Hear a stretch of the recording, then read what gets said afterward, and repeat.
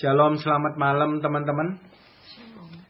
Hari ini tema sharingnya nyambung dari yang sebelumnya ya, Harmagedon 2. Nah, kalau yang belum dengerin pasti bingung, tapi kalau sudah dengerin yang pertama, yang keduanya enak. Jadi keduanya ini sebagai pelengkap ya, informasi yang bagus melengkapi keadaan peperangan Harmagedon sekarang yang sedang terjadi. Ya, yang sedang gencar-gencarnya. Nah, ini penting banget karena kita itu mau gak mau kita ada di dalamnya. Gitu ya. Karena ini berbicara perang roh. Lokasinya di internet, di medsos begitu ya. Itu yang di Harmagedon 1 ya. Oke.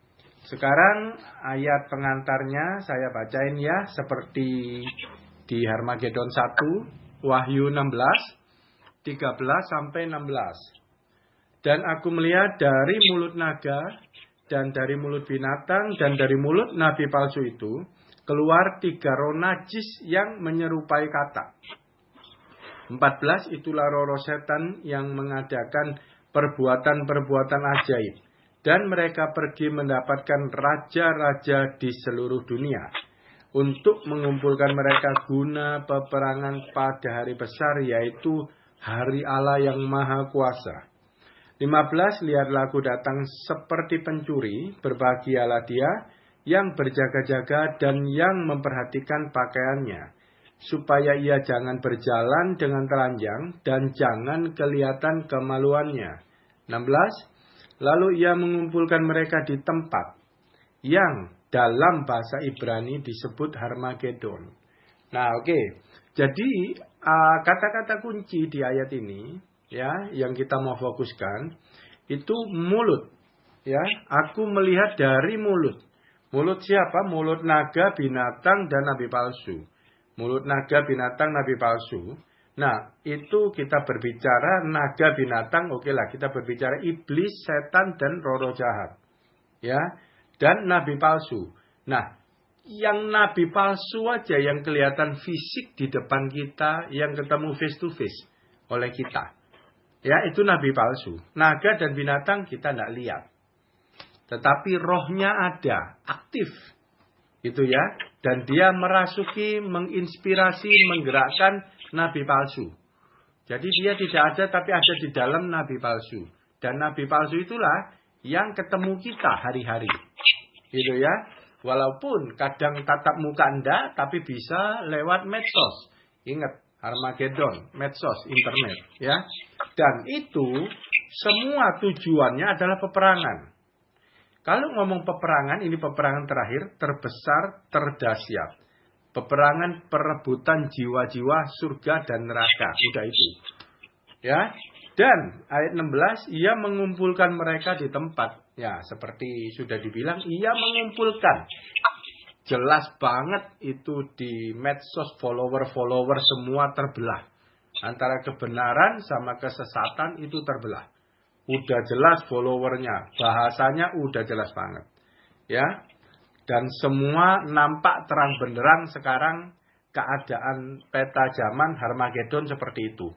Ya, jadi bukan perang fisik, ya, tetapi perang roh, perang pengajaran antara kebenaran dan kesesatan. Dan dampaknya membuang jiwa-jiwa ke neraka, jauh daya rusaknya melebihi perang fisik. Ya, jauh melebihi perang fisik. Ya, perang fisik terbatas, tapi kalau perang roh ini merasuki, ini enggak terbatas. Korbannya jauh lebih daripada perang fisik ya. Oke, sekarang kita masuk pelan-pelan ya. Nah, dari mulut naga, binatang dan nabi palsu. Nah, mulut. Kalau berbicara mulut, itu berbicara perkataan. Ya, itu roh. Perkataan yang dihembuskan, itu hidup. Itu roh. Kalau dari hidupnya Tuhan, ya roh Tuhan. Tapi kalau dari yang menghidupkan setan, ya roh jahat itu. Ya, tapi itu perkataan, itu lidah. Itu masuk di dalam pengajaran, intimidasi, dan lain-lain. Kalau itu dari setan, juga seperti itu juga. Ya, Oke. Tapi dari Tuhan tidak mengintimidasi ya, itu dari setan ya. Nah oke, jadi Harmagedon, perang roh adalah dikatakan perang mulut. Perang mulut dikatakan juga perang lidah. Perang lidah bisa juga perang perkataan. Ya, kalau dia perkataan penyesat, kalau kita perkataan kebenaran. Nah, ini perang mulut. Kok pas banget ya bahan kita yang kita dapat dengan tahun Israel Ibrani 5781, mulut Tuhan mengajar. Persis banget, perang mulut. Modal kita adalah perkataan Tuhan, firman rema itu. Itu modal utama yang didapat di posisi Maria, nggak bisa enggak. Ya, oke. Nah, kita lihat ya, kita belajar mengenai lidah, perkataan, dan anak-anak panah si jahat. Jadi kita bisa tahu dulu perumpamaan-perumpamaan yang Alkitab katakan. Yang di perjanjian baru Efesus, musuhnya kan cuma satu, panah api si jahat. Ya, bukan yang lain-lain, serangannya itu cuma satu, panah api si jahat. Tuhan kasih tahu di perlengkapan senjata Allah. Ya, nah kita belajar di perjanjian lama dasarnya. Ya, perjanjian baru itu pasti mengutip dari perjanjian lama. Anak panah di perjanjian baru kenapa keluar ada dasarnya di perjanjian lama. Ya, Yeremia 9 ayat 8 dikatakan gini. Lidah mereka adalah anak panah yang membunuh. Perkataan dari mulutnya adalah tipu. Mereka berbicara damai dengan temannya, tetapi dalam hatinya mereka merancang pengadangan terhadapnya. Oke, Yeremia katakan, lidah mereka adalah anak panah yang membunuh. Nah, kita lihat tuh Efesus. Ya, perlengkapan senjata Allah. Serangan iblis itu panah api. Panah api itu kalau diluncurkan itu kan dari anak panah yang ujungnya itu ada apinya. Nah, ini dikatakan di Yeremia. Panah api, anak panah itu adalah lidah yang dimaksudnya. Berarti di Efesus perjanjian baru serangan itu dari lidah iblis. Ya, dari lidah iblis melalui nabi palsu. Tadi yang saya sudah katakan, yang face to face sama kita itu yang nyata alam daging, alam fisik itu nabi palsu. Ya. Nah, anak panah yang di Efesus itu serangannya itu adalah lidah. Berarti adalah perkataan. Di sini ditulis, lidah mereka adalah anak panah yang membunuh. Perkataan dari mulutnya adalah tipu. Yang dimaksudkan berarti anak panah adalah perkataan. Yang juga lidah. Dan itu dikatakan membunuh. Tapi membunuhnya nggak main-main. Karena ini perkataan. Ini penyesatan. Membunuhnya itu bukan mati di alam dunia terus masuk surga. Bukan. Nanti mati keduanya masuk neraka. Ini yang paling gawat. Membunuhnya benar-benar diseret masuk neraka. Ya kalau mati di bumi terus masuk surga kan masih mending ya. Nah, tapi kalau ini penyesatan, ini berbicara matinya masuk neraka. Nah, jadi dari satu ayat Yeremia 9 ayat 8 kita udah tahu di Efesus itu. Ya, perlengkapan senjata Allah yang diberikan cuman Tuhan buka satu serangan daripada roh jahat nabi palsu itu anak panah. Perkataan tipu muslihat. Ya, oke. Tak bacain. Efesus 6 ayat 16 itu yang tadi dibilang. Dalam segala keadaan, pergunakanlah perisai iman. Sebab dengan perisai itu, kamu akan dapat memadamkan semua panah api dari si jahat. Nah, jelas ya. Serangan dari nabi palsu, antikris, Harmagedon, cuma satu. Panah api dari si jahat, yaitu lidah perkataan tipuan. Tipu muslihat. Tipu muslihat isinya penyesatan mengenai keselamatan. Suaranya hilang ya? Hilang. Nah, dari Efesus, semua panah api si jahat itu harus dipadamkan. Tidak bisa tidak. Karena kalau tidak dipadamkan, maksudnya itu anak panah sudah masuk di dalam hati kita. Saya ngomong hati bukan pikiran ya. Karena ini adalah pekerjaan roh. Roh nanti setelah hati baru supply ke pikiran. Jadi anak panah itu tujuannya hati. Ya. Nah, ini harus dipadamkan. Yang madamin cuma satu, perisai iman. Cuma satu senjata yang Tuhan kasih 6. Yang paling frontal face to face itu cuma berbicara perisai iman. Nah, perisai iman itu bukan kita gambarin perisai itu nolak, ya emang ya. Gambarannya begitu. Tapi yang dimaksud perisai itu adalah cara kerja iman. Cara kerjanya iman berperang itu menolak perkataan anak panah, lidah, tipu muslihat, iblis, antikris, nabi palsu. Penyesat ajarannya. Nah, tak panjangin deh. Ya, itu cara kerja iman. Nah, berarti itu sangat-sangat penting. Kenapa? Iman itu sangat penting. Itu material daripada perisai tadi. Cara kerjanya. Kenapa sangat penting? Karena di ayat lain Tuhan ngomong, waktu Tuhan mau datang, adakah kutemui iman di bumi? Dari 6 senjata, Tuhan fokus satu kalau dia balik, adakah kutemui iman di bumi? Berarti kan sangat penting. Kalau tidak punya iman, itu jebol. Yang punya iman aja kadang bolong-bolong bisa tertembus. Tapi kalau yang nggak punya iman, iya jebol.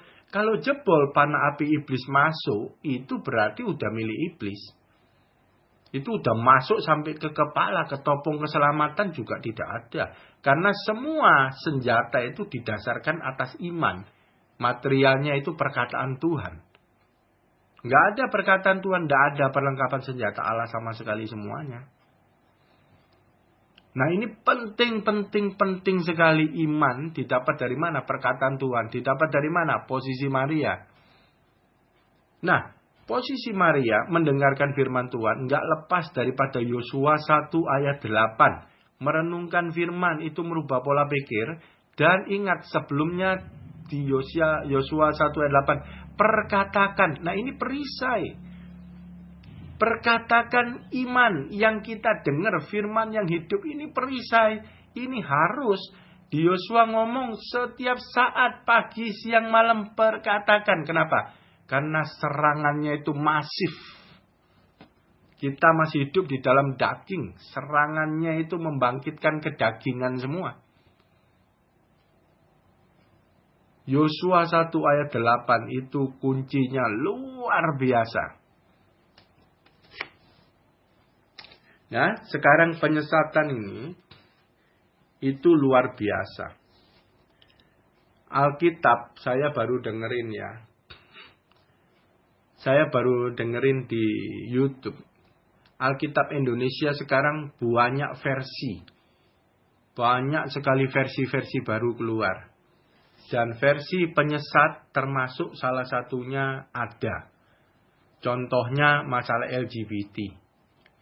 Pemburit itu LGBT.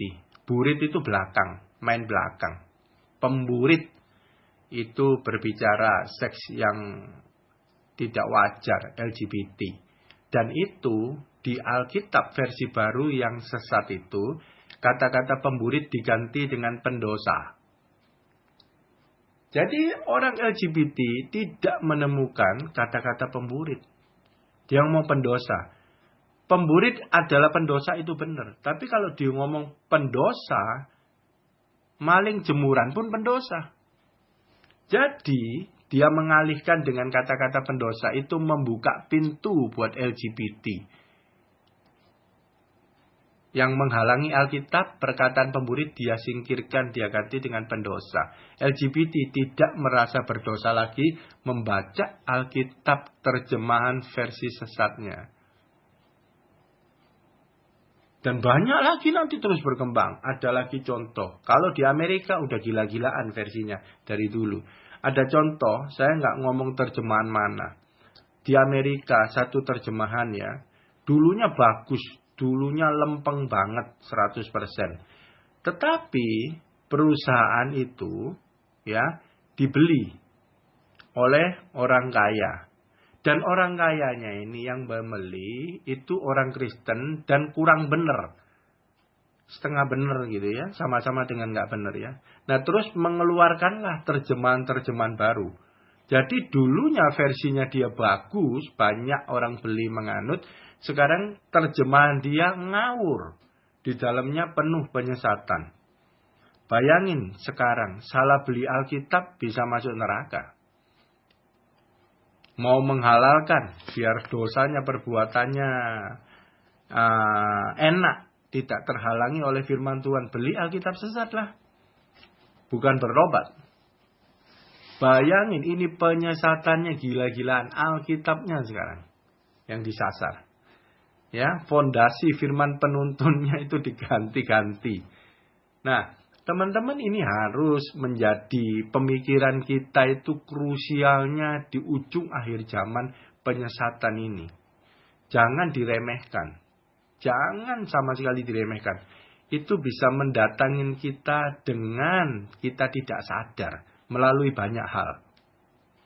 Ya, tapi nanti kita bahas pelan-pelan ya. Itu saya bilangin penyesatan yang kelihatan, yang vital banget ya, sampai Alkitab udah dibombardir ganti-ganti. Ah, ini saksi Yehova, itu juga penyesatan. Dia nyerangnya orang Kristen aja. Saksi Yehova akhirnya kan dia bikin Alkitab baru. Versinya dia sendiri, ya tak? Karena versi Alkitab benar bertentangan sama dia. Jadi akhirnya dia ganti, dia punya versi baru. Yesus bukan Tuhan, versinya dia. Cuman seorang nabi, Yesus ciptaan, seorang nabi.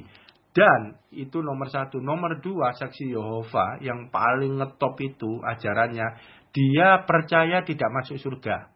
Karena surga sudah penuh oleh orang-orang kudus Tuhan 144 orang. Jadi semua saksi Yehova di Firdaus tidak masuk surga. Tapi nggak tahu maksudnya Firdaus di bumi. Maksudnya begitu. Jadi saksi Yehova yakin percaya dia tidak masuk surga.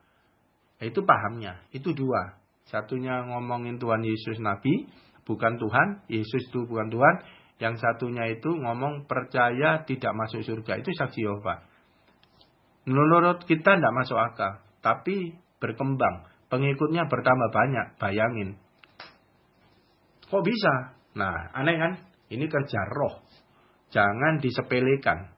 Ya, ini kerja roh. Kalau sudah kesangkut, mau balik lagi itu setengah mati. Karena ini ada cengkeraman roh iblis.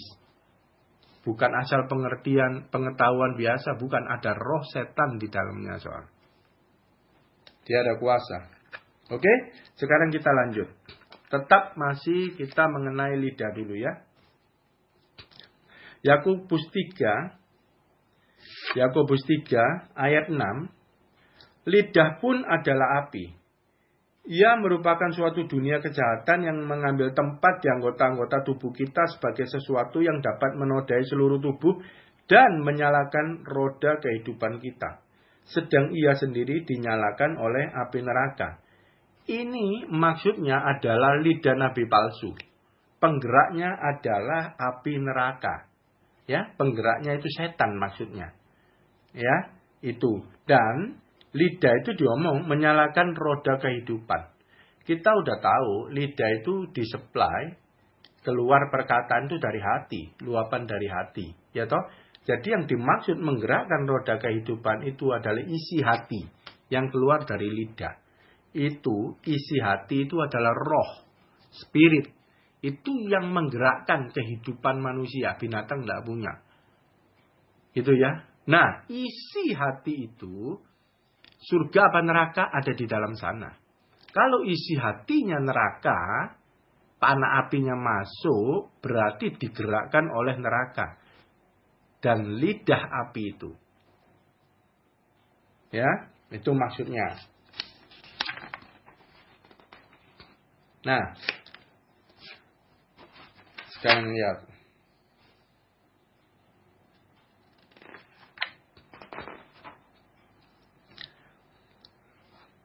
Ada yang lebih bahaya daripada nabi palsu, zaman medsos, zaman internet, dan sekarang kejadian firman ini.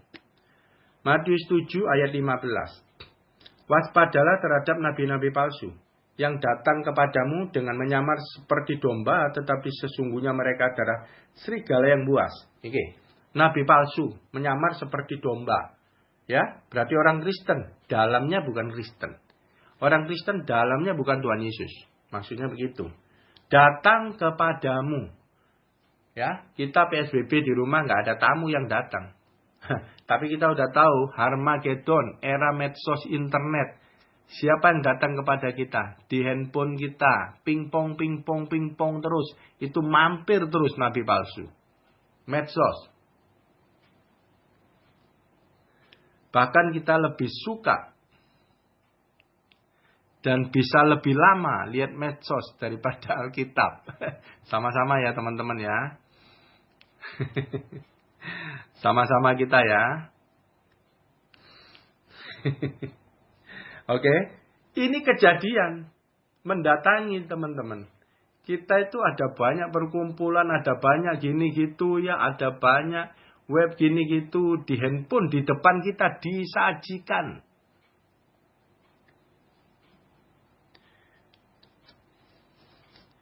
Satu Petrus 5 ayat 8, sadarlah dan berjaga-jagalah, lawan musuh iblis berkeliling. Sama, berjalan keliling sama seperti singa mengaum-ngaum dan mencari orang yang dapat ditelannya. Lawanlah dia dengan iman yang teguh. Ya, mengaum-ngaum, mulut lagi. Berarti ini iblis perkataan, mencari siapa yang bisa ditelan. Maksudnya apa? Siapa panahnya bisa ditembus masuk hati. Maksudnya siapa yang bisa disesatkan, dipaparkan, terpapar pengajaran-pengajaran sesat. Maksudnya gitu. Dia aktif. Jadi Tuhan ngomong, dia itu berjalan keliling, dia itu aktif. Maksudnya begitu. Ya, medsos kita aktif banget, internet aktif banget sekarang. Ya, kalau nggak ada internet, udah kayak gempa bumi, bukan? Udah kayak siksaan berat nggak sekarang? Dulu nggak ada internet santai ya. Sekarang nggak ada internet, nggak ada wifi, kuota mati, sinyal down, Armageddon bukan? Siksaan berat bukan? Stres langsung bukan? Stres ya. Kalau nggak ada Alkitab, santai aja ya.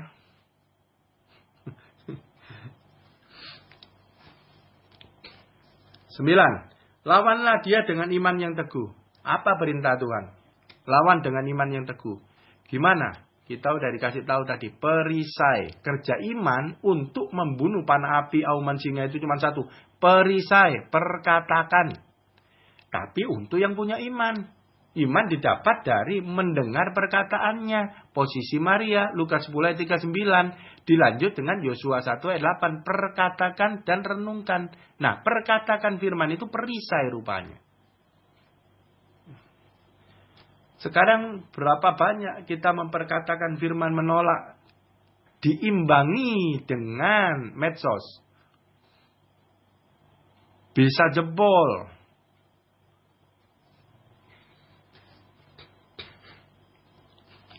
Ada lagi nasihat Tuhan. Pergaulan buruk merusak kebiasaan yang baik. Pergaulan nggak mesti tatap muka. Zaman dulu sih pergaulan tatap muka ngobrol. Zaman sekarang Harmagedon udah pakai internet pergaulan itu. Mau 24 jam satu hari bisa bergaul. Mau nonton TV, sinetron, seri-serian itu bergaul. Dan lebih gawat lagi bergaul dengan sinetron TV. Kenapa? Itu satu arah. Kita dicekoi doang. Kita nggak bisa mempengaruhi dia. Tapi dia bisa mempengaruhi kita. Dicekoi terus. Ya. Karena sinetron kan tidak ada yang bagus. Ya. Isinya itu pasti buruk. Itu yang diminati. Ratingnya tinggi ya. Kalau yang bagus, dia ratingnya sedikit.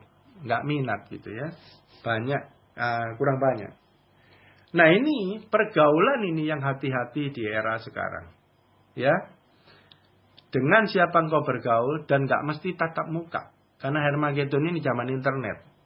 Di internet dengan siapa engkau bergaul. Ya. Terus ada satu pertanyaan. Kalau gitu pergaulan yang supaya kita tetap baik itu dengan siapa? Nah, ya toh. Nah, jawabannya ya bergaul dengan Tuhan Yesus. Udah nggak ada yang lainnya. Nomor satu, bergaul dengan Tuhan Yesus itu udah paling sempurna, paling baik. Gimana? Baca Alkitab, baca firman, posisi Maria. Ya kan? Itu bergaul dengan Tuhan Yesus. Nggak ada jalan lain. Kalau nggak bergaul, nggak dapat iman. Kalau nggak dapat iman, panah api si jahat sangat-sangat mudah menembus kita. Karena kita nggak punya perisai. Nggak ada yang mau diperkatakan. Yang diperkatakan pun bukan rema. Hanya hafalan, hanya pelita mati. Tidak ada kuasanya. Yang ada kuasa itu ada imannya. Bukan perisai kosong. Kaleng-kaleng bukan. Seperti pelita. Bukan pelitanya toh. Pelita yang menyala. Itu baru hidup. Jadi perisai. Bukan nolak perkataan kosong pakai firman asal pilih. Kayak dukun, kayak mantra. Bukan. Perkataan iman. Perisai itu. Iman adalah firman yang hidup. Yang keluar dari mulut Tuhan. Yang kita simpan. Yang kita percayai. Yang sudah merubah hidup kita. Nah itu maksudnya perisai iman. Pilihlah pergaulan yang baik. Yang nomor satu dengan Tuhan Yesus. Melalui pembacaan firman setiap hari. 2 Petrus 2, 1 dikatakan gini.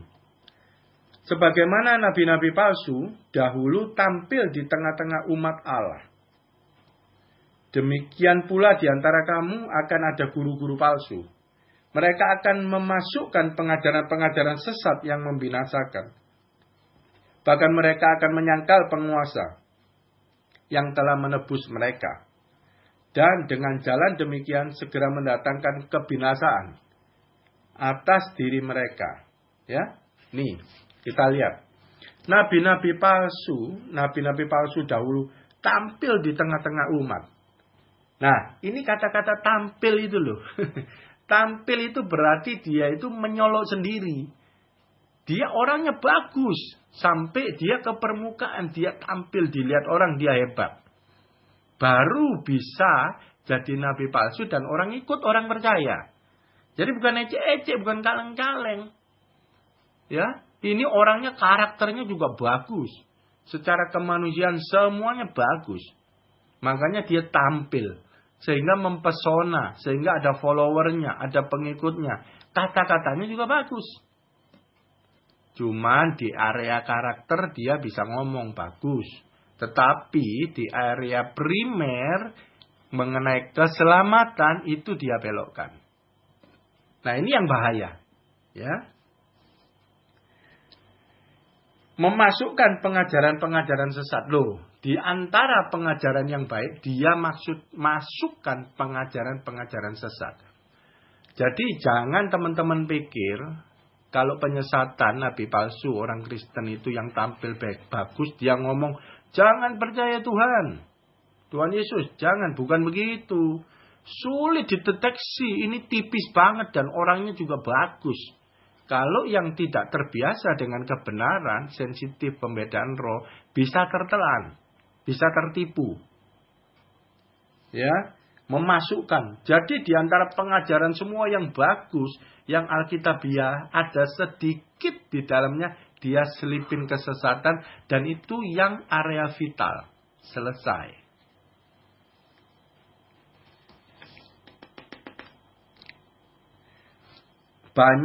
Ayat 2-nya, banyak orang akan mengikuti cara hidup mereka yang dikuasai hawa nafsu. Loh, banyak orang mengikuti, berarti secara fisik dilihat bagus. Jadi dia ikut. Gitu ya. Bukan buruk. Bukan. Cuman dikuasai hawa nafsu. Ya. Bisa secara karakter bagus, terlihat bagus. Cuman penggeraknya itu hawa nafsunya dia. Pasti negatif. Bukan Tuhan. Ya. Oke, dan karena mereka jalan kebenaran dihujat. Oke, kita lewati. Dan karena serakannya guru-guru palsu itu akan berusaha mencari untung dari kamu. Nah, mencari untung, jadi ujung-ujungnya itu duit. Makanya ini adalah baju Kristen dalamnya mamon. Ujung-ujungnya uang. Jadi semuanya dihitung pakai uang. Ya, wis. Itu termasuk 3 roh yang keluar dari mulut setan, mulut antikris, mulut iblis, ya kan? Yang menyerupai kata yang di Wahyu 16 itu ya tadi ya. Oke. Terus kita masuk yang berikutnya ya. Amsal 7:21. Ia merayu orang muda dengan berbagai-bagai bujukan, dengan kelicikan bibir ia menggoda. Ini orang muda. Maksudnya di sini muda rohani. Ini muda beneran, ya perjanjian lama. Tapi saya maksudkan di sini tafsiran saya ini orang muda rohani. Yang nggak pengalaman, nggak ngerti firman. Maka tiba-tiba orang muda itu mengikuti dia seperti lembu dibawa ke pejagalan. Dan seperti orang bodoh yang terbelenggu untuk dihukum. Ini yang sudah terpapar nih ceritanya. 23. Sampai anak panah menembus hatinya. Loh, kenapa bisa begitu tadi? Sampai begonya nurut. Karena anak panah menembus hatinya. Anak panah adalah perkataan iblis. Kenapa? Karena di sini dikatakan menembus hati. Ini pekerjaan roh. Menembus hati. Kalau sudah nembus hati susah. Pikiran pun berubah. Karena pikiran disuplai dari hati. Ini pekerjaan roh. Sampai orang itu kayak kena sihir. Ya, dibawa ke pejagalan. Terbelenggu. Seperti burung dengan cepat menuju perangkap. Dengan tidak sadar bahwa hidupnya terancam. Dia nggak tahu dianya sendiri masuk neraka nantinya dia nggak tahu. Ya, kena anak panah tadi yang menembus hatinya. Jadi ingat kalau berbicara anak panah itu berbicara tembusannya nanti ngarahnya ke hati. Oleh sebab itu hai anak-anak dengarkanlah aku, perhatikanlah perkataan mulutku. Anak-anak kalau yang masih muda Tuhan nasihatkan, banyak-banyak dengar perkataanku, kata Tuhan. Perhatikan, bukan dengar tok, perhatikan perkataan dari mulutku. Kenapa? Itu modal, itu perisai iman, itu materialnya buat nolak yang perkataan panas si jahat tadi. Gitu ya. Nah, ayat 25, jagalah hatimu. Janganlah hatimu membelok ke jalan-jalan perempuan itu dan janganlah menyesatkan dirimu di jalan-jalannya. Ya toh, ini udah berbicara penyesatan. Ya, janganlah hatimu. Dia nggak ngomong pikiran karena penyesatan dimulai dari hati. Ketika anak panah masuk di hati, pikiran langsung tersesatkan. Ya. Nah, supaya nggak masuk di hati yaitu perisai iman. Dengarkanlah anak-anak, dengarkanlah perkataanku. Posisi Maria, ya kan? Nah, ada nasihat bagus. Amsal 4:23. Jagalah hatimu dengan segala pewaspadaan, karena disitulah terpancar kehidupan. Ya, jagalah hatimu. Pakai apa jagalah hatimu? Perisai iman nggak ada lagi. Kenapa? Kalau berbicara hati, yang dijaga-jaga itu adalah panah api si jahat. Ya, nyerangnya ke hati. Dan Tuhan udah ngomong di Efesus, panah api itu cuma bisa dilawan dengan perisai iman. Jadi kalau ngomong jaga hati, gimana jaganya? Perkatakan firman. Nah, itu namanya perisai iman. Yosua 1 ayat 8. Karena panah api itu kerjaan roh jahat, roh setan, roh iblis, itu ada kuasanya mereka. Harus ditundukkan, dibentrokkan perang dengan kuasa Tuhan, yaitu perisai iman. Iman adalah perkataan Tuhan, bukan perkataan dari kita. Kita kalah. Ya, harus yang dari Tuhan. Jadi kuasa Tuhan benturan dengan kuasa iblis, ya pasti menang kuasa Tuhan. Udah diomong kan? Ya, gimana jaga hati? Perisai iman, perkatakan firman. Dan untuk dapat iman itu, posisi Maria.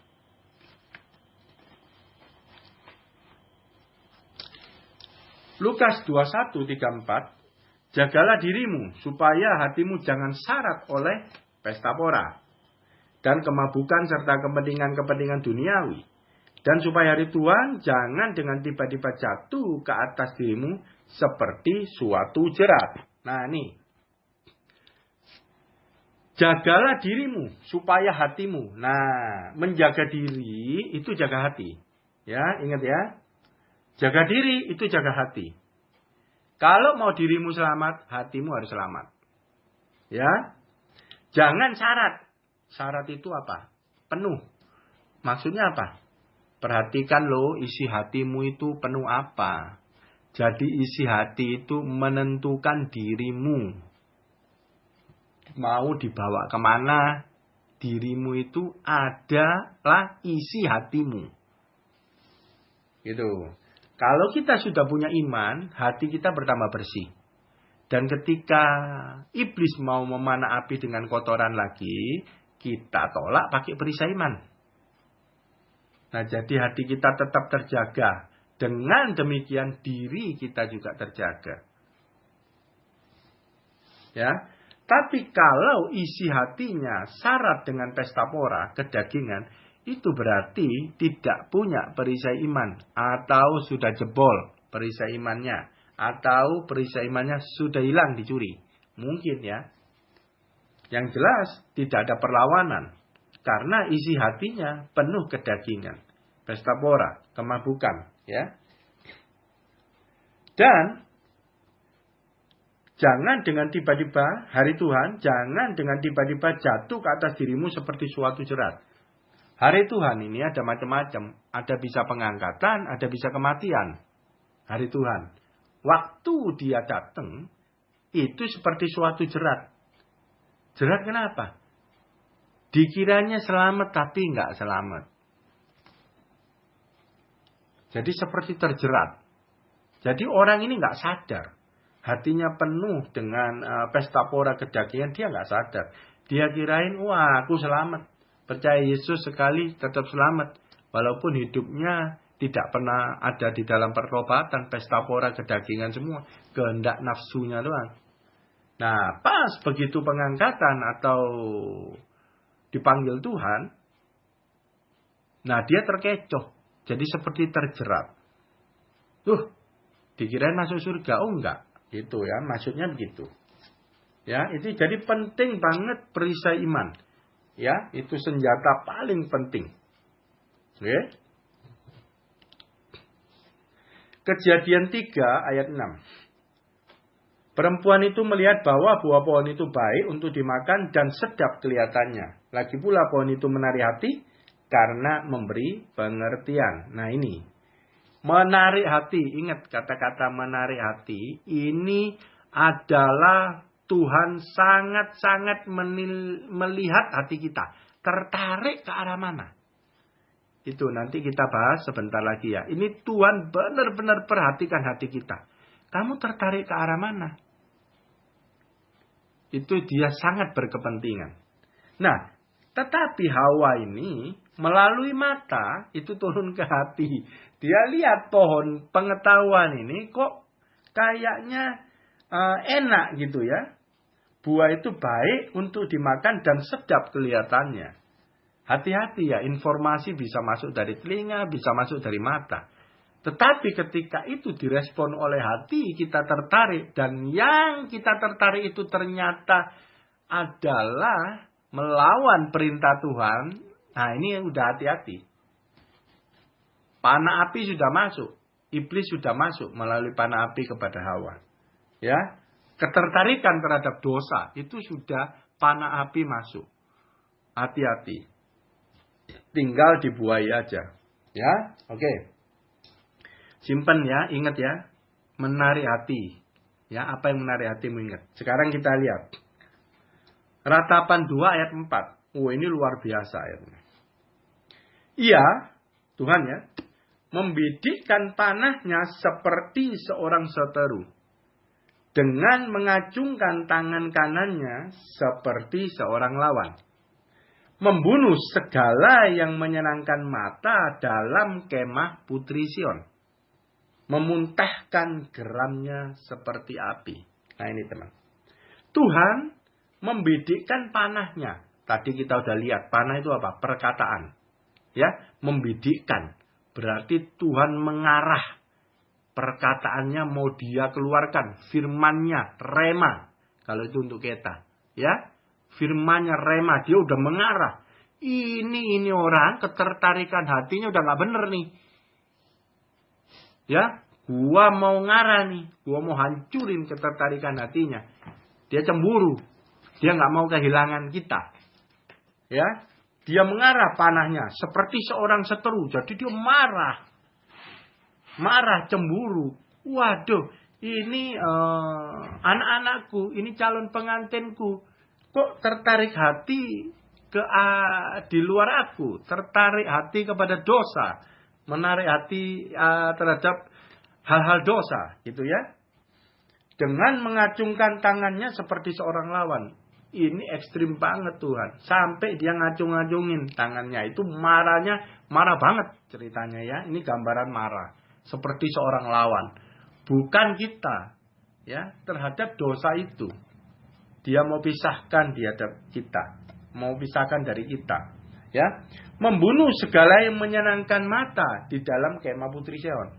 Kemah Putri Sion itu adalah orang benar, rumah orang benar, orang Kristen, gereja. Nah, itu rumah Putri Sion.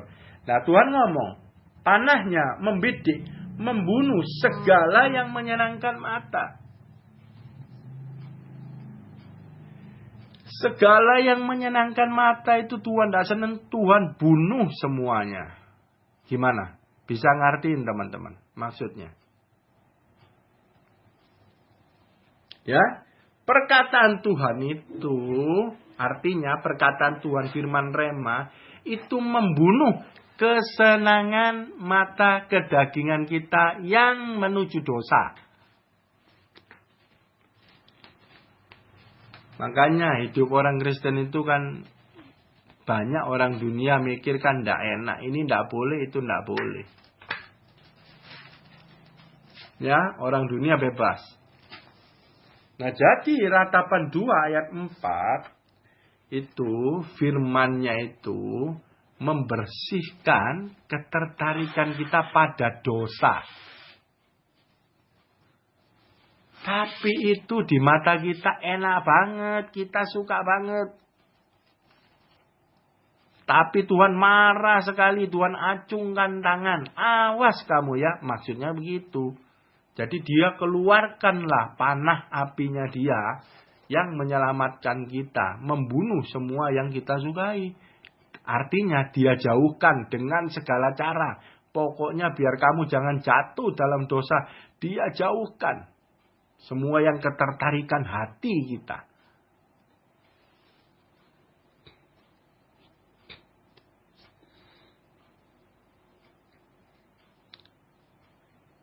Nah, ketertarikan hati yang menyenangkan mata, kenapa Tuhan marah sekali? Ya, itu adalah awal kebangkitan daging. Jadi daging yang sudah mati, yang ke arah itu, setan mau bangkitkan, ditertarikin lagi gitu loh. Dan itu yang Tuhan marah, Tuhan nggak mau daging kita bangkit. Yang sudah mati, yang itu jangan tertarik lagi gitu.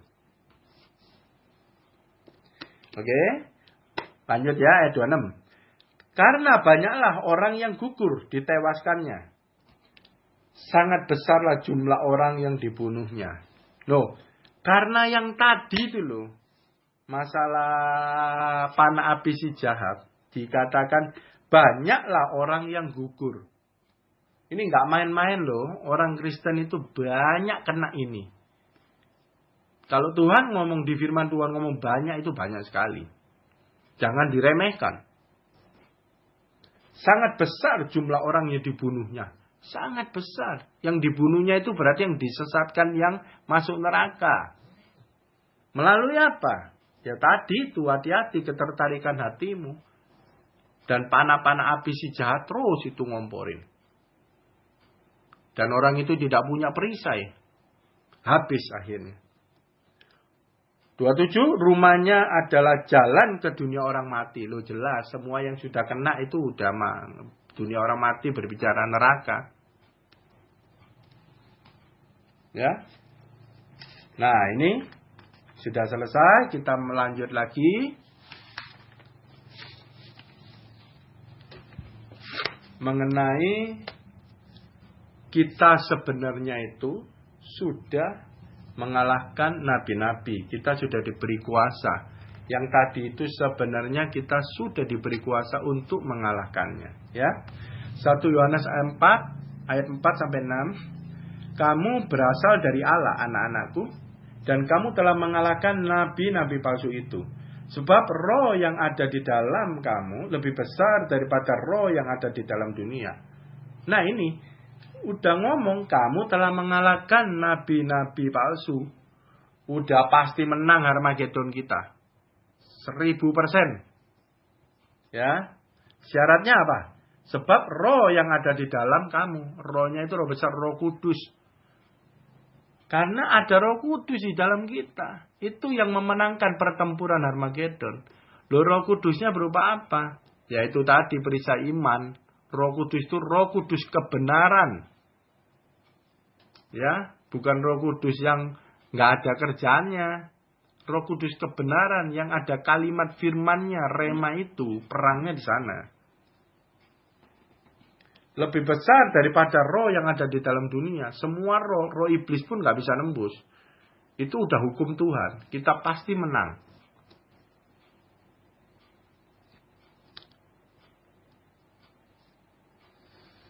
Mereka berasal dari dunia, sebab itu mereka berbicara tentang hal-hal duniawi dan dunia mendengarkan mereka. Kami berasal dari Allah. Barang siapa mengenal Allah, ia mendengarkan kami. Barang siapa tidak berasal dari Allah, ia tidak mendengarkan kami. Itulah tandanya roh kebenaran dan roh yang menyesatkan. Ya, oke. Roh kebenaran dan menyesatkan, bedanya satu berbicara rohani, satu duniawi tok. Berbicara firman yang diduniawikan ya bisa. Ya, banyak ya. Oke, kita lompati, kita terus. Perlengkapan senjata menangnya. Lukas 24:49. Dan aku akan mengirim kepadamu apa yang dijanjikan Bapakku, tetapi kamu harus tinggal di dalam kota ini sampai kamu diperlengkapi dengan kekuasaan dari tempat tinggi. Ini Pentakosta. Ya, Tuhan Yesus habis naik, Tuhan Yesus dia naik ke surga, Tuhan Yesus ngomong tunggu sampai kamu diperlengkapi dengan kekuasaan maha tinggi. Nah, diperlengkapi apa? Nah, ini untuk perang. Ya, diperlengkapi untuk apa? Untuk perang. Dan ujung terbesar perangnya ya sekarang Harmagedon. Nah, apa itu perlengkapannya? Kisah Rasul 2 ayat 1 sampai 4. Ketika tiba hari Pentakosta, semua orang percaya berkumpul di suatu tempat. Tiba-tiba turunlah dari langit suatu bunyi seperti tiupan angin keras yang memenuhi seluruh rumah di mana mereka duduk. Dan tampaklah kepada mereka lidah-lidah seperti nyala api yang bertebaran dan hinggap pada mereka masing-masing.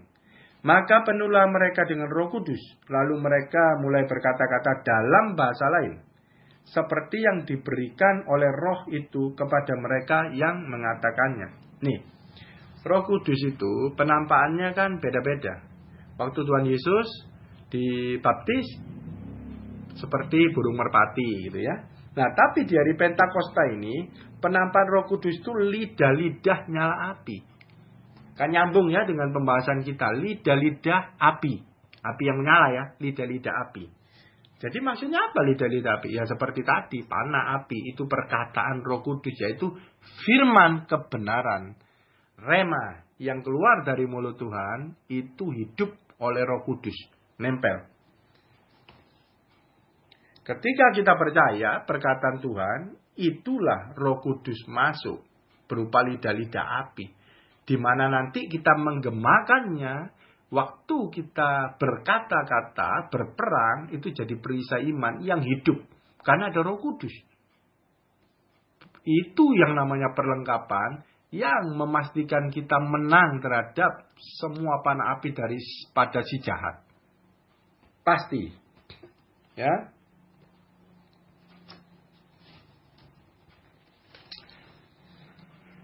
Yesaya 5:24 dikatakan begini. Sebab itu seperti lidah api memakan jerami Dan seperti rumput kering habis lenyap dalam nyala api, demikian akar-akar mereka akan menjadi busuk, dan kuntumnya akan berterbangan seperti abu. Oleh karena mereka telah menolak pengajaran Tuhan semesta alam, dan menista firman yang Maha Kudus Allah Israel. Seperti lidah api memakan jerami. Ya. Karena apa? Mereka menolak pengajaran Tuhan. Pengajaran Tuhan itu keluar dari mulut Tuhan. Itu lidah-lidah api. Itu yang membakar jerami. Ya, jerami, akar-akar rumput kering itu dihabisi sama Tuhan.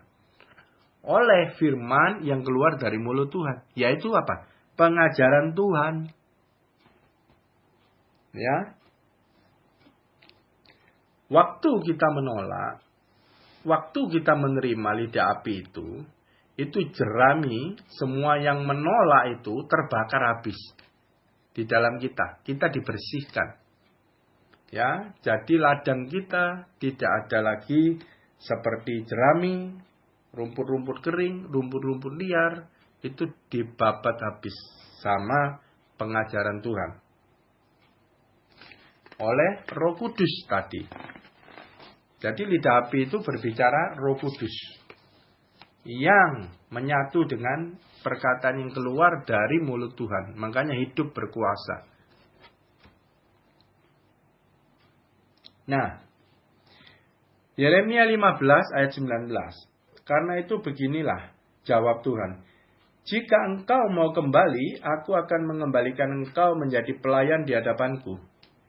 Dan jika engkau mengucapkan apa yang berharga dan tidak hina, maka engkau akan menjadi penyambung lidahku, penyambung lidah bagiku. Biarpun mereka akan kembali kepadamu, namun engkau tidak perlu kembali kepada mereka. Nah, kita lihat nih, cuma satu. Menjadi penyambung lidahku. Nah, Tuhan mau lidah kita itu jadi penyambung lidah Tuhan. Maksudnya apa? Kita menggemakan perkataan yang kita dengar yang keluar dari mulut Tuhan. Seperti tadi perkataan iman kalau itu peperangan. Jadi kita tidak bisa main klaim-klaim, main keluar-keluar perkataan sembarangan. Walaupun itu firman comot-comot, tetapi tidak mendengar dari Tuhan. Tidak bisa, karena lidah kita itu dipakai untuk menyambung. Jadi Tuhan tidak bisa ngomong kepada orang itu. Dia pakai nabi-nabinya Tuhan, anak-anaknya Tuhan. Kalau iblis itu pakai nabi palsu, kalau kita sebagai penyambungnya itu nabi benerannya Tuhan, anak-anaknya Tuhan, murid-muridnya Tuhan. Nah, jadi lidah ini tidak sembarangan. Ya. Semua harus kita dengar dulu, baru lidah ini mengeluarkan gemanya. Gitu ya, nggak bisa sembarangan. Gitu ya. Jadi banyak prinsip-prinsip di luar memakai mulut sembarangan. Banyak nyomot ayat, wah ngomong gini pasti kejadian, firman Tuhan gini gitu ya. Tetapi ternyata semua yang keluar dari mulut kita itu hanya penyambung. Hanya kecuali Tuhan mau katakan lidah kita keluar, nah itu gunanya.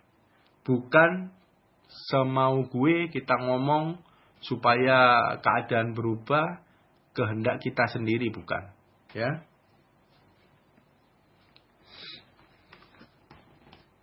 Oke. Ini berbicara perisai iman senjata. Ya, ini terakhir ya.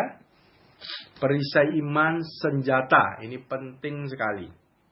Di Harmagedon tidak punya perisai iman habis. Di ujung zaman sebelum pengangkatan nggak punya perisai iman habis. Kidung Agung 4 ayat 4. Lehermu seperti menara Daud, dibangun untuk menyimpan senjata, 1000 perisai tergantung padanya, dan gada-gada pahlawan semuanya. Ya. Lehermu seperti menara Daud. Ini Kidung Agung, ini kan ayat-ayat pacaran nih ya. Tapi lucu juga dibuat peperangan. Lehermu seperti menara Daud, leher kita. Ingat. Dibangun untuk menyimpan senjata. Loh, senjatanya ada di mana? Di leher. 1000 perisai tergantung. Perisai iman. Ada di mana? Di leher. Maksudnya apa? siap dimuntahkan, siap diperkatakan. Udah di ujung sebelum mulut itu leher. Jadi itu siap siaga perkataan firman. Selalu begitu ada panah api lewat, itu leher kita langsung memuntahkan, mengeluarkan perisai iman. Perkataan itu firman ada di leher. Maksudnya siap siaga, cepat menolaknya. Ya, itu maksudnya perisai itu di leher. Jadi perisai di mana? Di leher. Kalau gambaran peperangan yang umum ya di tangan gitu ya, pedang-pedangan gitu ya. Tapi ternyata perisai itu di leher. Kenapa? Karena cara kerjanya itu diperkatakan. Ya, perkataan iman.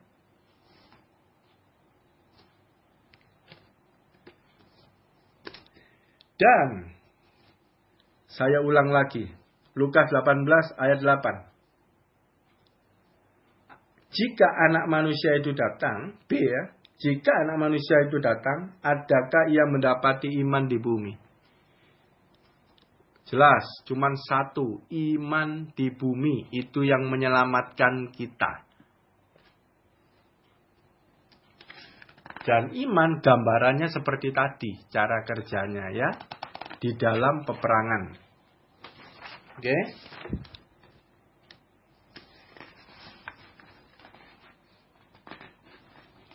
Ayat terakhir. Yesaya 42 ayat 21. Tuhan telah berkenan demi penyelamatannya untuk memberikan pengajarannya yang besar dan mulia. Oke. Tuhan berkenan demi penyelamatannya. Ya, Tuhan berkenan mau menyelamatkan manusia. Gimana? Untuk memberi pengajarannya. Pengajarannya itu berhubungan dengan keselamatan. Jadi penting nggak pengajaran? Super penting. Didapat di posisi Maria. Bergaul intim dengan Tuhan. Ini demi penyelamatannya kepada kita. Dan tidak mungkin sulit kalau hidup lama di bumi tanpa ada pengajaran firman bisa tetap selamat. Menurut tafsiran saya sulit. Ya. Tapi waktu kita terima Tuhan Yesus sebagai Tuhan dan Juru Selamat, terus mati langsung masuk surga. Yes. Tetapi kalau hidup masih lama, lah itu harus terima pengajaran demi keselamatan kita. Dan sekarang kita harus mengejar di posisi Maria. Lukas 10 ayat 39. Duduk diam di kakinya dan terus mendengarkan perkataannya. Disambung Yosua 1 ayat 8. Masuk dalam peperangan Harmagedon. Mau nggak mau harus ikut. Perkatakan firman itu sebagai perisai iman. Dan itu hasil daripada merenungkan firman. Di mana pola pikir kita berubah menjadi pertobatan. Karena pengertian akan firman. Dan hidup kita berbuah-buah. Oke, sudah selesai. Terima kasih.